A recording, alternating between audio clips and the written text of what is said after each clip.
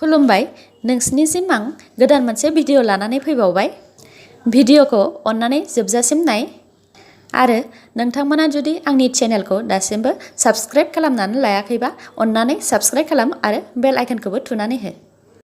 एबसुआ आसामनि education minister doctor Hemanta Biswa शर्मानिसिम बिटिसि एरियायाव थानाय 12टा कलेजेसआव साइन्स स्ट्रिम सोनानै होनो थाखाय दाबि खालामदों।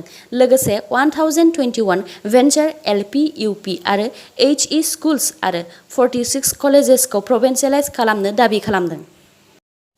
आसामनि एक्साइज डिपार्टमेन्टआ गुवाहाटीआव जौ मोनग्रा रेस्टुरेन्ट एबा बारखौ कर'ना भाइरासनि थाखाय बानायनाय माखासे नेमखान्थिनि गेजेरजों फुंनि 10 AM निफ्राय बेलासिनि 5 PM सिम खुलिनो बिथोन होबाय। डिब्रुगड़नि सेन्ट्रेल जेलाव सानसेयावनो 114 कर'ना पजिटिभ मोनदों। बिनिनो 90%आनो केदिफोर आरो 10%आ स्टाफ। नागालेन्डआव बाहेरानिफ्राय फैनाय आर्मि आरो पेरा मिलिटारि फर्सखौ सेप्तेम्बरसिम बन्द खालामनाय जाबाय। बुंथिनाय बायदिब्ला आर्मि आरो पेरा मिलिटारिफोरनिफ्रायनो 40%निबो बारा कर'ना भाइरासआ नागालेन्डआव गोसारदों। आसामाव दासिम 2000निबो बारा पुलिस स्टाफफोरखौ कर'ना पजिटिभ मोनबाय आरो बिनिनो गेजेराव साबायानो थैबाय। मणिपुराव सासे प्रेगनेन्ट हिन्जावखौ डिलिभारिनि थाखाय 9 हस्पिटालसिम लानानै थांदोंमोन, नाथाय मोनफ्रोमबो हस्पिटालाव डक्टर गैयैनि थाखाय लाखिनो हायैनि जाहोनाव हिन्जावआ दा थैनांबाय। दा स्टेटनि हेल्थ डिपार्टमेन्टआ बेनि सायाव इनभेस्टिगेशन खालामनो अर्डार होबाय। आसामनि सनितपुराव मैया बिस्तिबाराव आर्मिफोरा फ्लेग मार्च खालामदों। जाहोना बजरंग दल एक्टिभिस्टफोरा अयोध्यायाव राम मन्दिर खुलिनायनि थाखाय बाइक रेलि खालामनानै रंजानायाव लकेल मानसिफ्रा गिख्रंथाव कर'नानि समावबो ज' रंजानायखौ बादा होदोंमोन।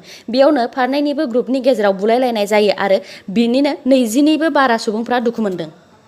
मध्य प्रदेशनि पान्नायाव सासे लेबारआ गासै 7.5 केरेटनि 3 हिरा मोननानै सानसेयावनो लाखपति जानो हायो।